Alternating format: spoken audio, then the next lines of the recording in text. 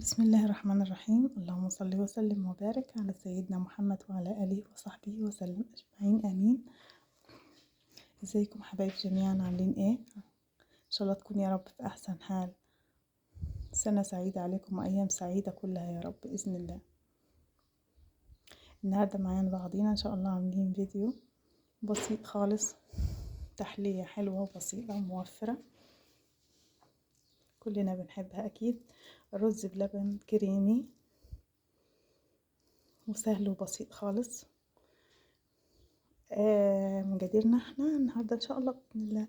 عندنا انا سلقت هنا كوبايه من الرز المصري سلقتها في حوالي كوبايتين ميه او اكتر، عشان بس ما تنقص الميه عليها اثناء ما هي بتتسلق. بنزود الميه لحد ما شربت الميه دي زي ما انتم شايفينها كويس. واثناء ما هي بتتسلق انا ضفت عليها ذره من الملح.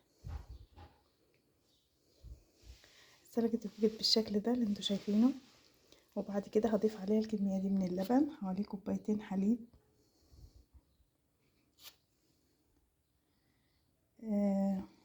وبعدين هتضيف عليهم كوباية من السكر، مج مليان سكر. او لو تحبي يعني تزودي شوية عن كده ممكن تزودي على حسب ما انت تحبي التحلية. وذرة من الفانيليا السايلة. واثناء ما بقلبهم انا ان شاء الله هضيف عليهم اثناء ما بقلب الرز ده المسلوق معايا على النار، هضيف عليه كمية اللبن دي، كوبايتين اللبن زائد مج السكر مع الفانيليا. هضيف عليهم معلقة من الكريمة، كريم شانتيل بودر. هضيف عليهم على النار لما انا هضيف على الرز المسلوق ده اللبن والسكر والفانيليا. لو انت عندك سايل حطي، او بودرة فانيليا بودرة عادي حطي يعني ظرفين. وهضيف عليهم معلقة من النشا هدوبها في معلقة من المية، ومعاها برضو في نفس الوقت هدوب معلقة كبيرة من الكريم البودر، كريم شانتيه بودر. هتخلي طعمها ان شاء الله كده حلو خالص وكريمي ولذيذ. لو ممكن عندك قشطة بلدي، انا عندي، ممكن تحب تضيفيها لو انت عايزة تضيفيها. هتقلبي جميع المقادير اللي احنا قلنا عليهم دول على النار كويس. وبعد كده شوفي القوام المناسب اللي انت عايزه توصليه لحد ما يتماسك الجميع مع بعضه. وبعد كده تنزليهم من على النار ان شاء الله. انا هعمل كده. وبعد كده هتغرفي في الطباق اللي انت هتغرفي فيها زي ما انت عايزه، طباق او كاسات. وهتجمليهم وتزوجيهم زبيب جوز الهند او اي مكسرات انت تحبي تضيفيها وتحطيها براحتك. هيبقى رز بلبن كريمي وسهل وبسيط، وبرضو تحلية حلوة وموفرة في نفس الوقت. خليكم معايا هوريهولكم ان شاء الله دلوقتي بعد ما انا هسويه واغرفه في الدبابة.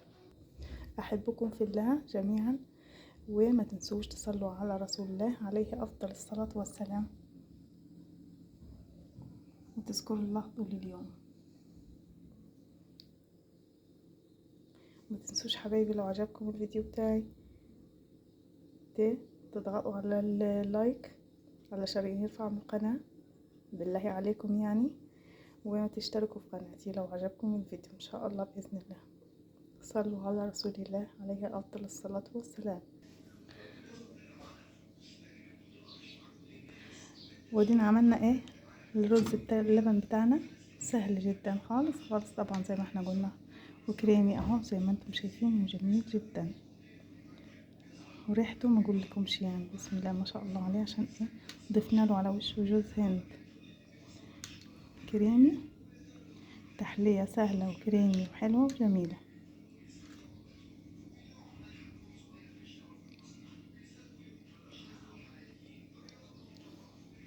بالهنا والشفا ان شاء الله كل اللي يعملوه باذن الله ويجربوا وياكل منه. عملنا مع بعض احلى تحلية كلنا بنحبها وسهلة وبسيطة وموفرة. لو عجبكم الفيديو بتاعنا ان شاء الله ما تنسوش حبايبي في الله تشتركوا في قناتي بإذن الله كده، تفعلوا الجرس،